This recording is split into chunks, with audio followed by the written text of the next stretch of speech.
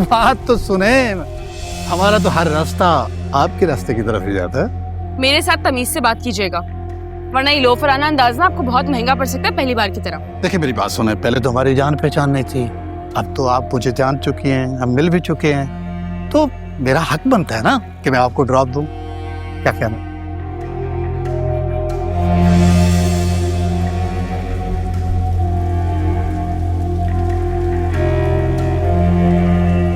चलो भाई, क्या हुआ? चलो यार, लेट हो रही है। यार सही बात है, कितना टाइम लगेगा गाड़ी ठीक होने में? इतना टाइम लगा दिया आप लोगों ने। मेरे भाई बारिश हो रही है, बस 10 मिनट सब्र करो, अभी जो है ना सही हो जाएगी गाड़ी।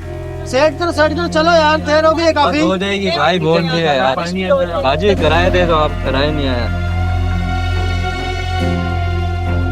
बाजी मैंने कहा किराया दे दो, किराया नहीं है आपका। पैसे नहीं है तो मैं दे दूं? इतने बड़े सेठ हो तो फिर बस में क्यों खजल ख्वार हो रहे हो? अपनी गाड़ी में जाते हैं ना, अगर इतने ही पैसे हैं तो। हाँ, सफर तो तुम भी लोकल बस में कर रही हो, लेकिन नखरे तो तुम्हारे फिर भी बहुत है। ज्यादा बकवास करने की जरूरत नहीं है, वरना एक थप्पड़ आएगा ना, अभी अकल ठिकाने आ जाएगी तुम्हारी। ओ भाई छोड़ दे यार, बाजी किराया दे दो, आप किराया नहीं आया। कहाँ हो?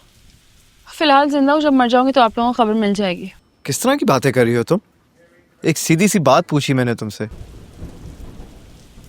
और सुनो, अगर तुम ऑफिस में हो मुझे बताओ, मैं तुम्हें पिक करने के लिए आ रहा हूँ। अनुषी की भी कॉल आई है और आंटी भी फिक्रमंद हो रही है तुम्हारे लिए। नहीं, ऑफिस में नहीं हूँ मैं, घर की तरफ ही आ रही हूँ, बस में हूँ।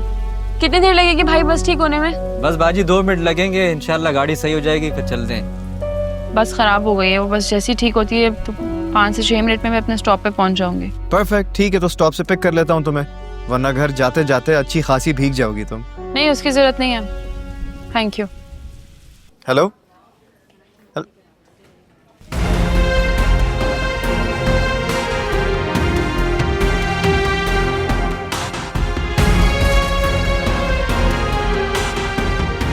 क्या हो गया अर्शी को? खुद से तो खफा थी सो थी, मुझसे क्यों नाराज हो गई? नाराज तो मुझे होना चाहिए था यार। ना मुझे अंकल से रिश्ते की बात करने देती है, ना अंकल के लाए हुए रिश्ते से इनकार करती है। क्या कर रही है ये मेरे साथ और खुद अपने साथ?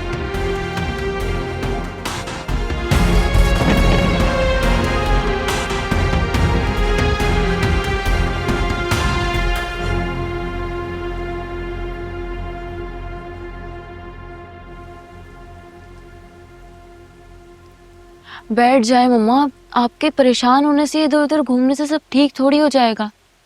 मैंने श्याम भाई से कहा है ना, वो देखिएगा अर्शी को लेते हुए ही आएंगे इंशाल्लाह। श्याम भाई की कॉल ही आ गई। हेलो श्याम भाई, वर्षी वो घर के करीबी स्टॉप तक पहुंच गई है, जब घर पहुंच जाए तो मुझे एक मैसेज कर देना। ओके। पता नहीं क्या करती रहती है। क्या क्या क्या कह रहे श्याम? अर्शी पहुंचने वाली है। या अल्लाह तेरा शुक्र है, शुक्र है मेरा मौला।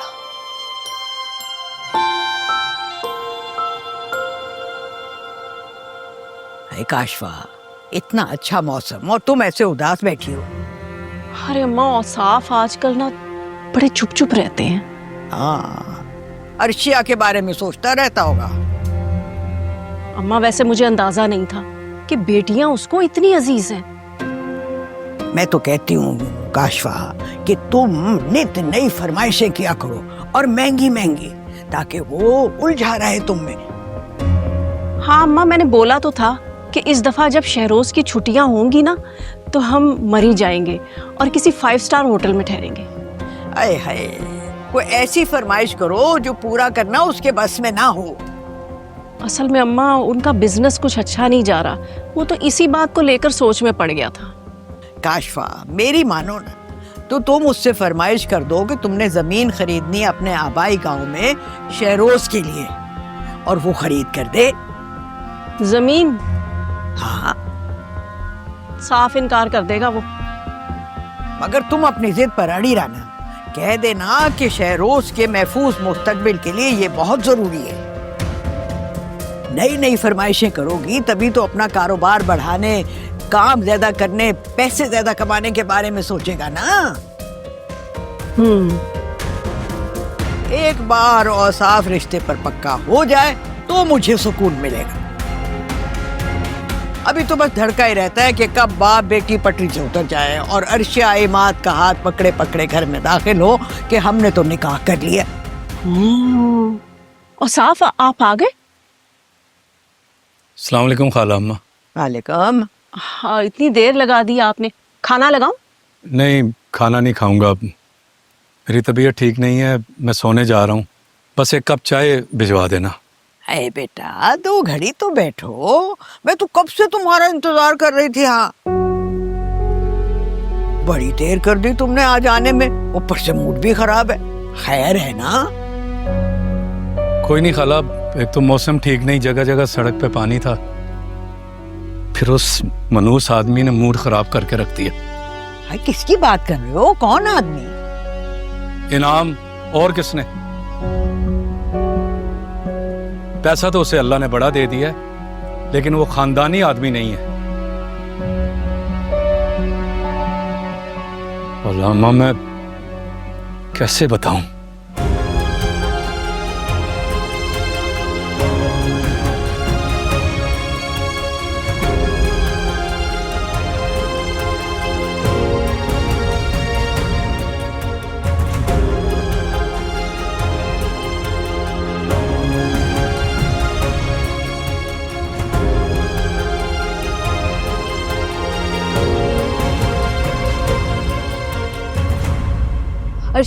मम्मा, शुक्र है तुम खैरियत से पहुंच गई हो। वालेकुम अस्सलाम। मैं कब से तुम्हारा वेट कर रही हूँ, कॉल भी नहीं उठा रही थी। सिग्नल्स नहीं आ रहे थे, मैं रेस्ट करने जा रही हूँ। अरे बेटा पहले कुछ खा पी लो। नहीं, मैं खा कर आई हूँ, अभी भूख नहीं लग रही, बस रेस्ट करना है थोड़ा। मुझे लगता है कोई बात हुई है या फिर किसी से झगड़। मैं देखती हूँ।